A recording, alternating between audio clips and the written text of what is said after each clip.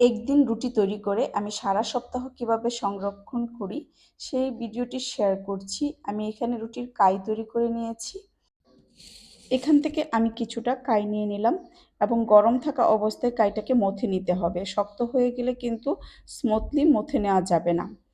তো আমি এই যে এরকম করে একটি ডো বানিয়ে নিলাম। এবার রুটি বেলে নিব। কিছুটা ময়দা ছিটিয়ে দিয়ে রুটি বেলে নিচ্ছি। এই যে দেখুন তৈরি হয়ে গেল আমার একটি রুটি। এই যে আমি এরকম পাতলা করে রুটিটা বেলে নিয়েছি। এভাবে আমি প্রত্যেকটি রুটি তৈরি করে নিয়েছি। এখানে আমি আমার প্রয়োজন মতো 10টি রুটি তৈরি করে নিয়েছি। প্যান গরম করে নিয়ে এ পিঠে 10 সেকেন্ড ও পিঠে 10 সেকেন্ড করে সেঁকে নিয়েছি।